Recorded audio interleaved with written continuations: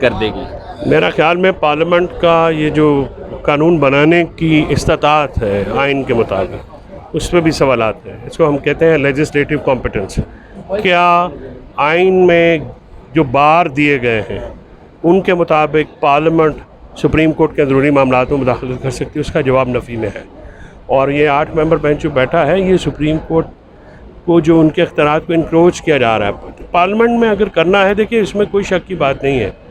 سو motto کو regulate کرنے کی ضرورت ہے، بینچ بنانے کی پاورز کو بھی دیکھنے کی ضرورت ہے. لیکن طریقہ کار یہ نہیں ہے کہ پارلیمنٹ میں قراردادیں پاس ہوں، کہیں کہ ہم حکم نہیں مانتے، اور پھر یہ ہے ٹائمنگ. اور جس طریقے سے اس کے لیے آئین میں امینڈمنٹ کی ضرورت ہے 2/3 سے، اور وہ ساری معاملات اس وقت تک نہیں ہوں گے جب تک جو ہے وہ آئین میں 2/3 اکثریت کے تحت ترمیم نہیں ہوگی. اور اس کے لیے سب جماعتوں کو مل کے بیٹھنا چاہیے.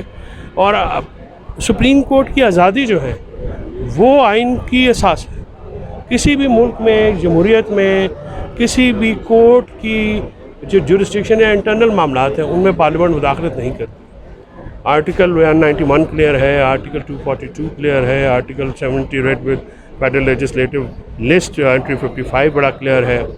تو مجھے یہ بتائیں کہ جو حکومت یہ کہہ رہی ہے کہ لائک مائنڈیڈ ججز کا بینچ، 8 رکنی بینچ کو بھی اس کو مسترد کر دیا. پی ڈی ایم نے بہت بڑی پریس کانفرنس کی ہے جو تقریباً سارے ممبرز ان کے بیٹھے ہوئے تھے 11 پارٹیوں کے. How do you see this development? یہ تو امریت ہے. یہ ڈکٹیشن تھوڑی دی جا سکتی ہے کون سا بینچ بنے گا کون سا بینچ نہیں بنے گا. یہ ان کا کام ہی نہیں. یہ بینچ بنانا سپریم کورٹ کا انٹرنل معاملہ ہے. وہ chief justice master of the roster کہتے ہیں، ہم وہ کریں گے. یار پلیز آپ ان سے کر لیں، آپ ان سے کر لیں. نہیں آپ کر لیں.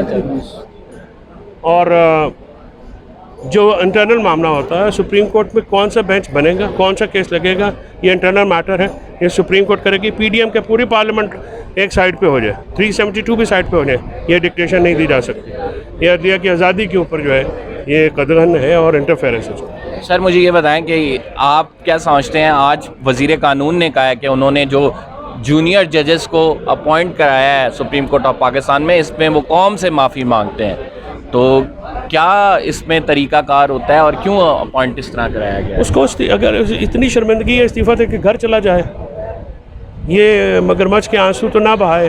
وہ ایک سیاسی آدمی ہے، وہ پراگندہ کر رہے ہیں سارے معاملے کو، اور سازشیں کر رہے ہیں سپریم کورٹ کے ادارے کے خلاف.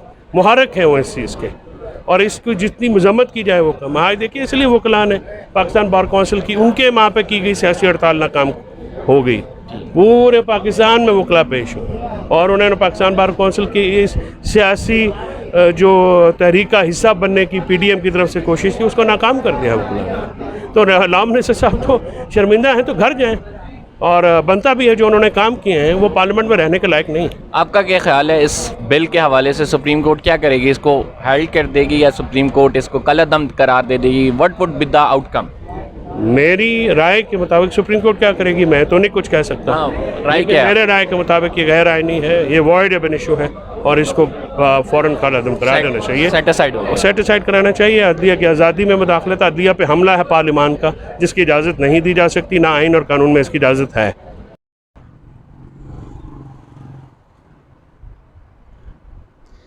سپریم کورٹ آف پاکستان میں supreme court practice and procedure bill پر دائر درخواست پر آج کے روز سماعت ہوئی، اور سماعت کے پہلے روز جو دلائل دیے گئے، جو ریمارک سامنے آئے، اس کے بعد یہ ابتدائی فیصلہ ہے کہ غیر معینہ مدت تک عدالت کی یہ کارروائی مؤخر کی گئی ہے. حکومت پاکستان، تمام سیاسی جماعتیں، پاکستان بار کونسل سمیت ان تمام تر لوگوں کو، ان تمام تر باڈیز کو نوٹسز جاری کیے گئے ہیں. بنیادی طور پر یہ لارجر بینچ تھا جو 8 ججز پر مشتمل تھا، جس میں جسٹس اعجاز الحسن، جسٹس منیب اختر، جسٹس مظاہر نقوی، جسٹس محمد علی مظہر، جسٹس عائشہ ملک، جسٹس حسن اظہر رضوی اور جسٹس شاہد وحید شامل تھے. اس بینچ کی تشکیل پر حکومت کی جانب سے کافی زیادہ کوسچنز تھے کہ سینئر ججز کو نظر انداز کیا گیا ہے، اور جونیئر ججز جو ہیں وہ اس انتہائی اہم کیس کو سن رہے ہیں. اس کیس کے اندر جو سماعت کا آج کا روز تھا، اس میں درخواست دار راجہ عامر جو ہیں ان کے وکیل امتیاز صدیقی نے دلائل دیے، اور یہ کہا کہ یہ بڑا اہمیت کا حامل ہے. اور قاسم سوری کیس کے بعد سیاسی تفریق میں بہت اضافہ ہوا اور قومی اسمبلی کی بحالی کے بعد سے سیاسی بحران میں اضافہ ہوا اور وفاقی حکومت اور الیکشن کمیشن انتخابات کروانے پر آمادہ نہیں اور عدالت کو انتخابات نہ کروانے پر از خود نوٹس لینا پڑا اور عدالت الیکشن کمیشن کو انتخابات کرانے کا عدالت نے حکم دیا۔ مجموعی طور پر ابھی تک جو ایک سچویشن ہے، جو ایک ایمبیگوٹی ہے الیکشن نہ کروائے جانے کے حال سے، جو حکومت کا ایک رول ہے اس پر بات ہوئی عدالت کے اندر، اور اسپیسیفکلی یہ کہا گیا chief justice of Pakistan justice Umar Ata Bandial کی جانب سے کہ یہ سپریم کورٹ کے اختیارات کا معاملہ ہے۔